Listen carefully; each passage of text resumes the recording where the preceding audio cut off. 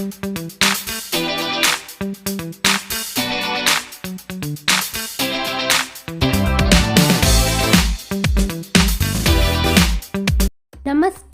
तव्हां सभिनी जो स्वागत आहे पंहिंजे चैनल हिंदू सिंधी किचन में। अॼु असां ठाहियो आहे ड्राई फ्रूट जो वड़ो। तव्हां ॾिसो त कीअं तयारु कयो आहे। तव्हांजे रिक्वेस्ट ते मां तव्हांजे पसंदीदा वड़ो तयारु कयो आहे। तव्हां ॾिसो त असां कीअं तयारु कयो आहे, तमामु घणो मज़ेदार। ॾिसो, वड़े ठाहिण जे लाइ असांखे कहिड़े कहिड़े ड्राई फ्रूट जी ज़रूरत पवंदी, मां तव्हांखे ॿुधाईंदसि। तव्हां ॾिसो, असां हीअ ड्राई फ्रूट रखियो आहे। हिन में विझण जे लाइ असांखे हिन में मगज़ खपे, 1 कटोरी मगज़ ऐं ख़सख़स 2 चमचा हिन में खपंदा। तव्हां ॾिसो, असां ख़सख़स कढी रखी आहे 2 चमचा असां ख़सख़स जा। इन में असांजी बादामियूं, भई कारा मिर्च असांजा, हिनखे हाफ ॾढरो कयो आहे, हाफ टी स्पून असांखे कारा मिर्च खपंदा। इन में ॾिसो कीअं असां कया आहिनि, कुटिया आहिनि। इन में असां फ़ोटा विझंदासीं, 6 खां 7 फ़ोटा असांजा इन में असां विझंदा। बादामियुनि जी असां मेजरमेंट जेतिरी असां मगज़ जी कई आहे एतिरी असां बादामियुनि जी बि कई आहे। हे असांजी ॾूंघी, इहा असांजी ॾूंघी आहे, मार्केट में मिलंदी आहे। असां इनखे ॾिसो कीअं तयारु कयूं था। असांजो फ्राई पैन गरम थी चुको आहे। असां हाणे हिन में मगज़ खे ड्राई रोस्ट कंदासीं। ॾिसो कीअं असां ड्राई रोस्ट कयूं था। 5 मिंट असां ड्राई रोस्ट कंदासीं, जीअं असांजो ड्राई फ्रूट असांजो सुठे नमूने ड्राई रोस्ट थी वञे। असां हाणे बादामियुनि खे बि ड्राई रोस्ट कंदासीं। सभिनी ड्राई फ्रूटनि खे असां अहिड़े नमूने 5-5 मिंट ड्राई रोस्ट कंदासीं। ॾिसो कीअं कयूं था। खाजा असां डेकोरेशन जे लाइ असां मुठी भर विधा आहिनि। पिस्ता बि असां डेकोरेशन जे लाइ विधा। वड़े खे तयारु करण लाइ असां ॾूंघीअ खे कद्दूकश कंदासीं। ॾिसो ॾूंघीअ खे असां कीअं कद्दूकश कयूं था। हीअ असां ॾूंघी असांजी कद्दूकश कई आहे मां। हीअ असांजी ॾूंघी कद्दूकश थी चुकी आहे। ॾिसो सनी प्लेट ते तव्हां कद्दूकश कयो, जीअं असांजी कद्दूकश थिए सुठे नमूने। हाणे असां ड्राई फ्रूट खे इनखे असां कुटींदासीं, सफ़ा पाउडर न कंदासीं। असां इनखे हाफ ॾढरो कंदा, यानी कि हल्को असां इनखे कुटींदासीं, हल्को असां इनखे ॾढरो कंदा, सफ़ा पाउडर न कंदासीं। बादामियूं असां बादामियुनि खे बि ईअं कुटींदासीं, पिस्तनि ऐं खाजनि खे न। इहे असां डेकोरेशन जे लाइ विझंदासीं।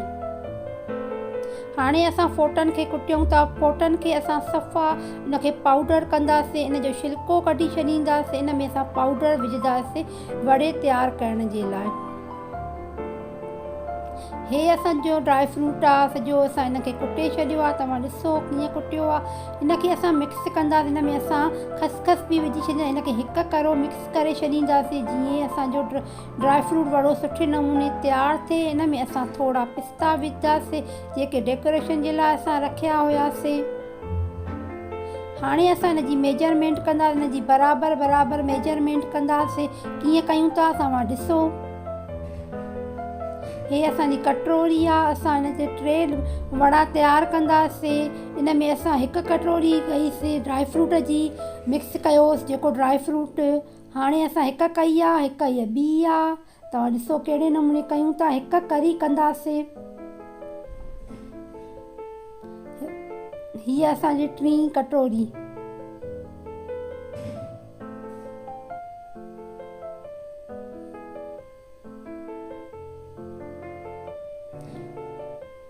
हाणे असां मेजरमेंट खंड जी कंदासीं। असां 1 कटोरी वड़े तयारु करण जे लाइ असां कटोरी कईसीं जेका ड्राई फ्रूट वारी। इहा ई असां कटोरी खंड जी बि कंदासीं। हिकु असां खंड जी कटोरी मापे चुकासीं। हाणे 1 हिन में असां 1 चमचो फ्राई पैन में घी विझंदा। खुरपीअ खे असां ग्रीस कंदासीं चङी तरह सां। असांजो घी गरम थी चुको आहे। असां हाणे हिन में खंड विधीसीं। खंड जेसिताईं असां हिनखे घुमाईंदासीं, जेसिताईं असांजी खंड मेल्ट थी वञे। लो मीडियम ते गैस ते असां रखंदासीं, जेसिताईं असांजी खंड ॻरे। हाणे असां हिनखे, असांजी हीअ संदुली आहे, असां हिनखे चङी तरह सां ग्रीस करे छॾींदासीं। पहिरें असां हर चीज़ सुठे नमूने सां ग्रीस करे छॾींदासीं, जीअं असांजी चिक्की जेसिताईं तयारु थिए। तव्हां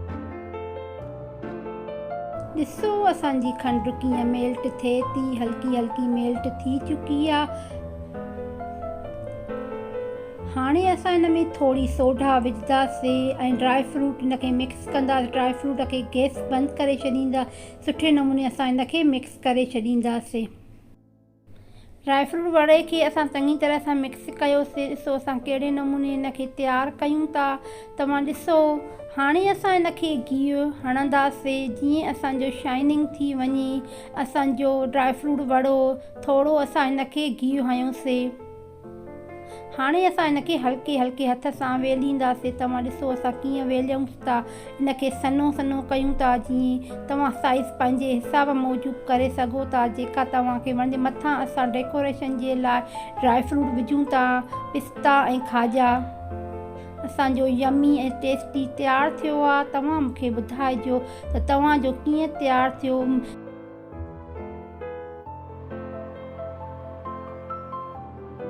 तव्हां ॾिठो असां कीअं ड्राई फ्रूट वड़ो तयारु कयो आहे। हे असां ॿियो ड्राई फ्रूट वड़ो तयारु कयो त इन्हनि जा असां नंढा नंढा पीस तयारु कया आहिनि। तव्हां ॾिसो गरम गरम खे असां हीअं पीस तयारु कया। हे असांजो ट्रेऊं आहे, झटि घड़ी असां रखी छॾींदा रेस्ट करण लाइ। ॾिसो असांजा कीअं तयारु थिया आहिनि। हे असां ट्रे सां तयारु कया आहिनि ड्राई फ्रूट वड़ा। तव्हां बि ईअं तयारु कयो। मुंहिंजे चैनल खे लाइक कंदो, शेयर कंदो, कमेंट कंदो, सब्सक्राइब कंदो ऐं पंहिंजी भेण खे इजाज़त ॾींदो।